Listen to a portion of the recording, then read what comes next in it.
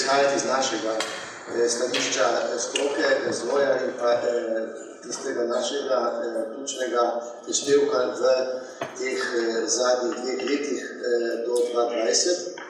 In nekako bom skušal nekaj izstopiti iz tistega uradnega, se pravi pač ustavljene metodologije, ampak bom skušal nekako na nekih ključnih razvojnih izzivih, tako globalnih kot nacionalnih, predstaviti nekako ključne teme, ki so pred nami, njihovo podlago za reševanje teh področij in pa seveda ključna prioriteta področja, ki jih nekako kot stroka ocenjujemo, ki so nekako tudi enovita, pa enaka podlaga v vseh teh razvojnih dokumentih in pa se našo vlogo, se pravi Biološkega centra, tako v razvojnih korakih, kot tudi v izzivih, ki nas čakajo na tem področju. Prvi, se pravi, kakšni so ključni izzivi na tem področju, ki ga nekako pokrivamo, globalni in nacionalni.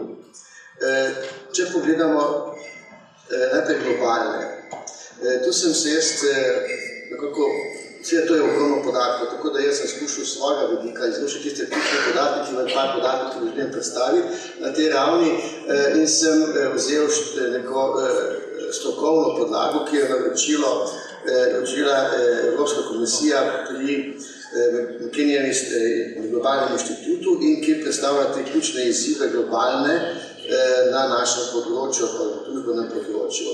Se pravi, če pogledamo, da je kar 30-40% globalno gledamo odraslih v svetu nezaposlenih, neaktivnih in podzaposlenih.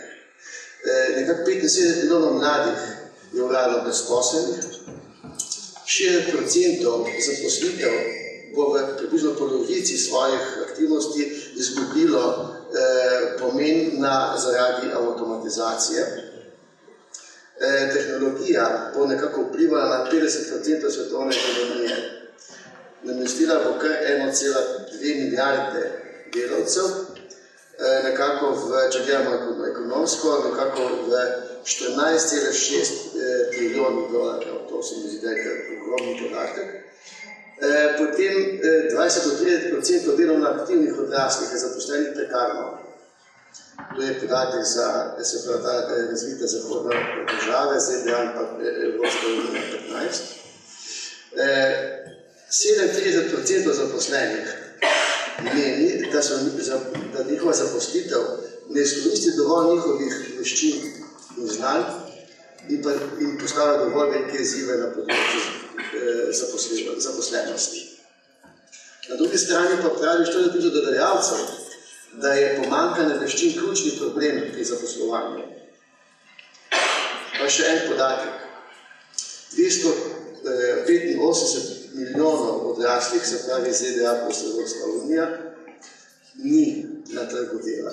Se pravi, da so, se pravi, vidimo te ključne izzive, ki se globalno kaže tudi v trendu pač na evropskem in tudi na našem področju. Če gledamo zdaj nacionalni vidik, seveda te podatke jemljajo seveda iz statističnih urada potem Zavoda za poslovanje in pa seveda naših rezultatov vir. Brezposelni v avgustu 18 jih je 8%, se pravi padajo. Število globalno pada, procent pada.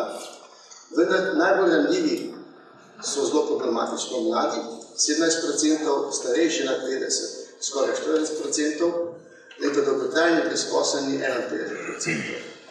Nizko izobrazbeni 30%, se pravi vidimo, kaj je težišče problema brezposelnosti. Demografska slika. Vzel sem samo za primerjavo 5-letno obdobje 15-20, ampak trend je kar zanimiv. Se pravi, še 65 plus 17,9, se pravi 20% leta 15 in 24 18% recimo, se pravi 2,5% v 5 letih. 80 plus, se pravi 4,8 na 5,5. Tu je trend, čeprav vemo, da ta populacija še nismo manjša, ampak trend je kar precej visok. Trg dela. Jaz sem vzel podatke iz sicer 18. oktobra, se pravi tik pred našo konferenco, vidimo, da iskalcev za 73.781, delovnih mest je prosi samo 3.112. Mi seveda nekako pričakujemo, da se bo trend na del trga dela obrnil v korist tudi večje zaposljivosti iskalcev zaposlitva, pa večjih možnosti, ker nekako ne pričakujemo, napovedujemo, da se bo trg dela nekako spremenil v smislu, da bo delovne sile primanjkovalo. Pa zaenkrat ta trend še ni realen. Odrasli nad 15 let, se pravi prvi primer 17, podatek osnovna šola ima manj kot osnovna šola in osnovnošolsko izobrazbo ima odrasli nekje še vedno 25%, se pravi 431.000 ljudi v Sloveniji. Stopnja revščine in izključenosti. Govorimo o pragu revščine, se pravi in pa o tveganju socialne izključenosti. Najnovejši podatki kažejo, da je nekako 13,3% populacije, se pravi v Sloveniji, nekako na pragu revščine, se pravi 268.000 ljudi. S tem, da je prag tveganja za izključenost višja, se pravi 17% ali 345.000 ljudi. To je podatek, ki nas lahko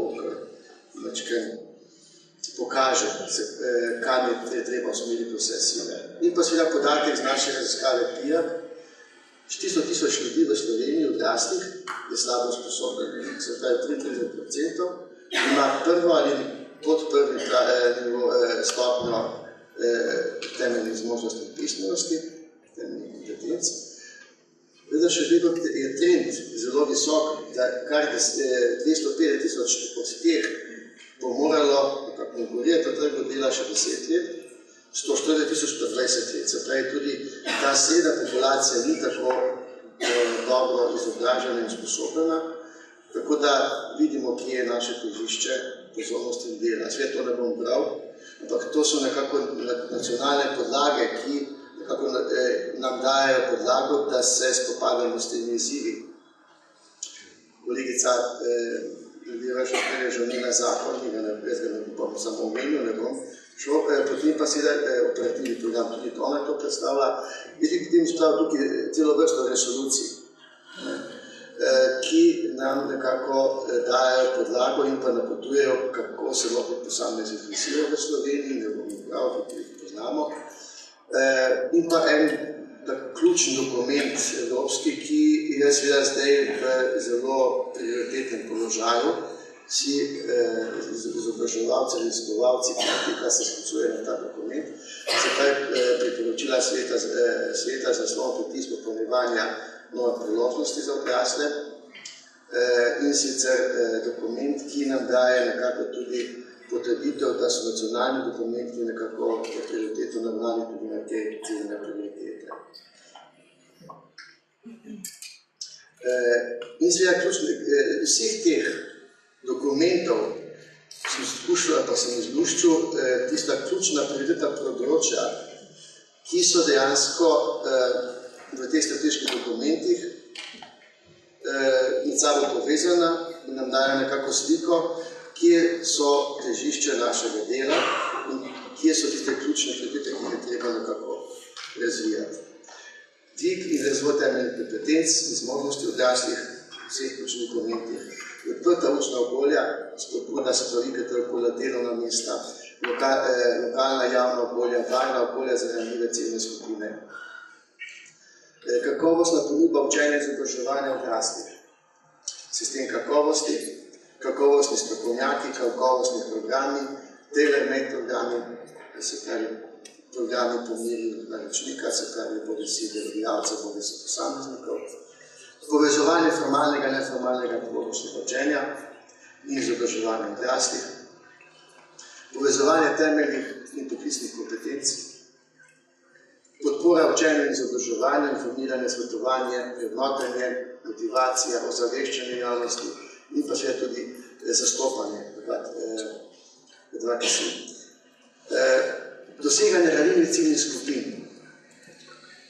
Vemo, da se izredno intenzivno ukvarjamo, kako doseči odrasle, posebej najbolj ranljive. Se pravi, kako dvigniti stopnjo vključenosti odraslih v vseživljenjsko učenje.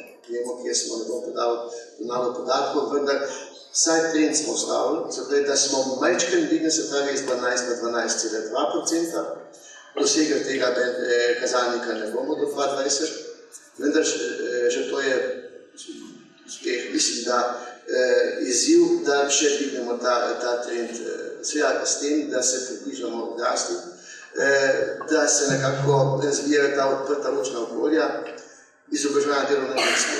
Se pravi, tu je tudi povezovanje, se pravi, izobraževanja, zaposlovanja, trga dela, delodajalcev, sindikatov, izvajalcev, izobraževanja odraslih, kjer dejansko so priložnosti, da dosežemo te ciljne skupine.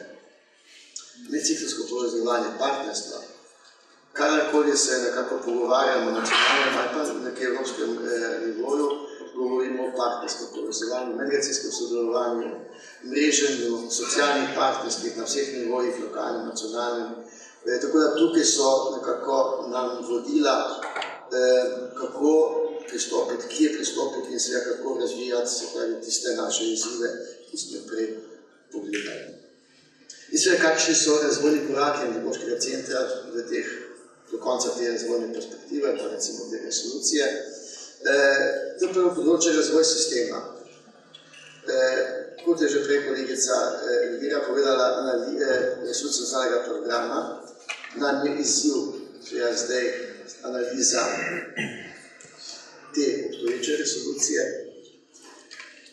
in pa seveda analiza, kako postaviti, pa strokovne podlage, kako postaviti novo resolucijo, sicer jaz kažem 2020, 2030 bomo videli, ampak zakon tudi pravi, da naj ne bi bilo vmesnih prehodnih obdobij, ampak da bi se resolucije nadaljevale tekoče, se pravi, vemo, da je bila zdajšnja resolucija nekako v nekem prehodnem obdobju, nekako med resolucijami predvsem triletno obdobje, tako da tu bi nekako skušali približati temu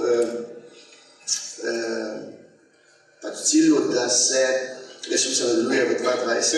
Vem, da bo izzivov ogromno, bomo videli, če bomo uspeli, ampak vsekakor trend je, a pa cilj je, da nekako postavimo resolucijo za 10-letno obdobje, kot pravi zakon, in pa seveda, da preverimo, ali je v tej resoluciji kaj takšnega, kar je potrebno popraviti v naslednji resoluciji, ali so nove ciljne skupine, nove prioritete in pa na podlagi teh rezultatov tudi potem vse skupaj pripraviti te ustrezne podlage in pa resolucijo. Nacionalni sistem vrednotenja. Neformalno filozofsko pridobljenih znanj, spletnosti akcijski načrt. Zdaj smo nekako pripravili podlage, treba je pripraviti akcijski načrt in tu smo nekako nacionalni nivoji zadolženi, se pravi Antropološki center in pa Center za izobraževanje, kjer nas čaka še ta izvedbeni del v obliki akcijskega načrta. Nacionalna politika na področju pismenosti in zmožnosti, temeljnih zmožnosti. Na podlagi sekundarnih študij in pa rezultatov priprav, se pravi ustrezne podlage in pa dopolnitve tudi sektorskih strategij, kar se mi zdi, da je kar precej pomembno, ni seveda zdaj obvezujoče, vendar se mi zdi, da je prav, da stroka pomaga tudi posameznim sektorskim strategijam, sektorskim politikam, da naravnajo tudi svoje strategije bolj na te rezultate in pa seveda izzive, ki jih čaka na svojih njihovih področjih. Sistemsko umeščanje pristopa, orodij in metod za vrednotenje, neformalno pripravljanje znanj, kot so ECVET, EQF in pa SWOS. Potem nacionalni sistem ugotavljanja in zagotavljanja kakovosti. Vi veste, da poteka velik nacionalni projekt na tem področju, vključuje vse zavode razen Antropološkega centra, vendar Antropološki center sodeluje pri tem v smislu primerljivosti in pa svoje komplementarnosti tega sistema, predvsem na področju samoevaluacije. Na zunanji evaluaciji smo seveda zastali zaradi pač določenih pomanjkanja resursov in pa finančnega dela in pa seveda tudi priprav nacionalnih poročil na področju zagotavljanja notranje kakovosti za posamezna področja sistema. in pa seveda implementacija zakona o odraslih, to ne bom ponavljal, to nalogo, ki nas čaka, moramo seveda dobro in kvalitetno izpeljati in postaviti seveda tudi te podzakonske in pa strokovne podlage za implementacijo zakona v praksi. In pa še končno, se pravi evaluacije. Na tem področju imamo mi kar dost močno vsako leto aktivnost. Zdaj imamo nalogo, ki nam je dodelilo Ministrstvo za delo, da spremljamo nacionalni močni projekt do leta 2020 na področju financiranja delodajalcev in sicer celovito podporo podjetjem za aktivno upravljanje delovne sile in seveda tu povezovanje seveda področja izobraževanja, svetovanja in pa delodajalcev na področju usposabljanja delovne sile na delovnem mestu. Kakšni so tudi razvojni koraki na področju razvoja novih modelov, pristopov in programov.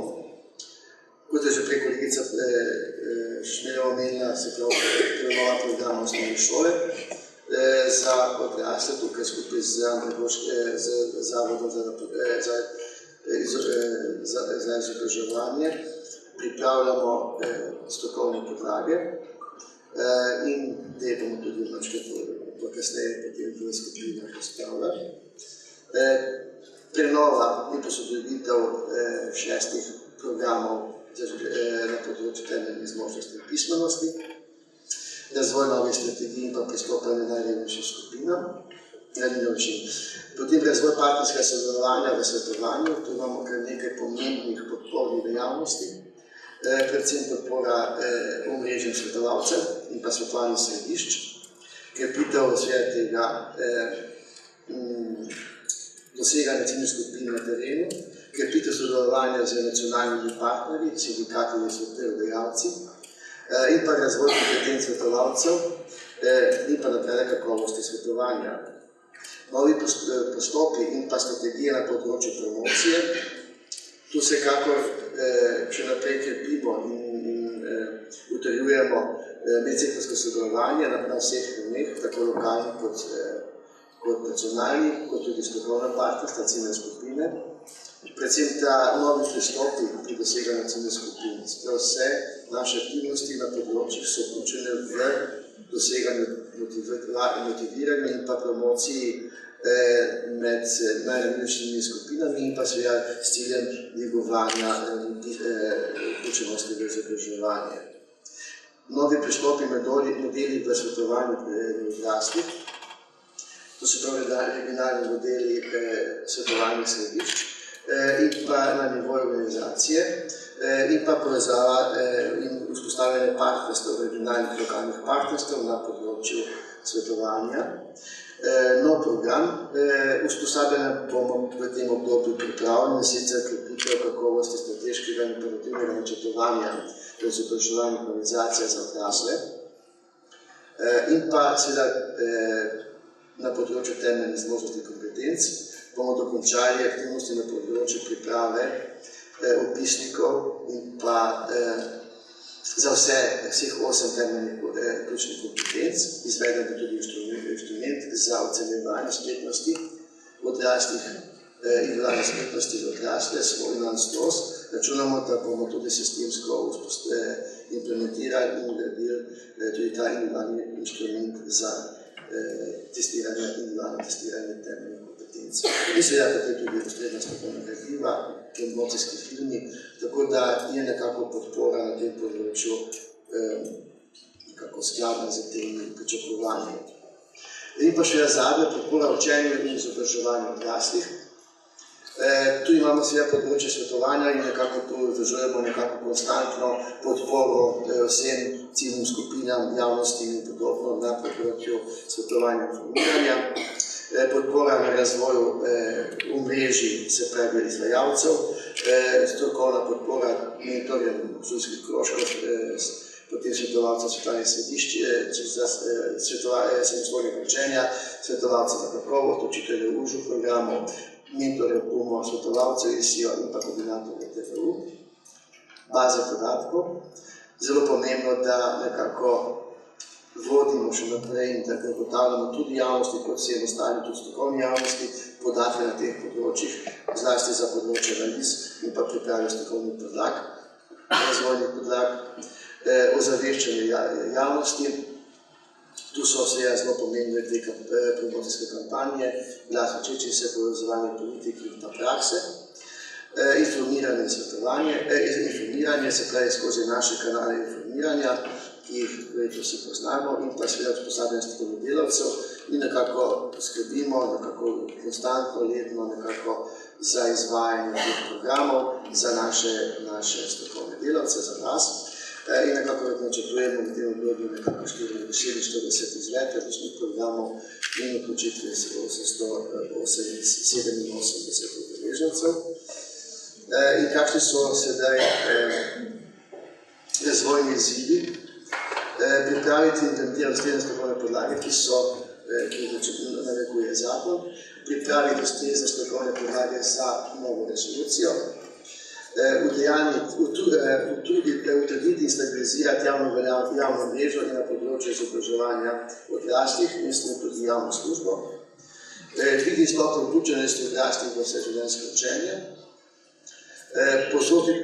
povezati učenje in izobraževanje na delovnem mestu in seveda tudi povezovanje področja temeljnih in pa poklicnih kompetenc, povezati neformalno in formalni del izobraževanja in učenja skozi sistem vrednotenja, okrepiti razvojno delo na področju trajnostnega razvoja in inovacijskega sodelovanja in učenja. Tu smo nekako funkcioniramo najšibkejši, tako kadrovsko kot programsko.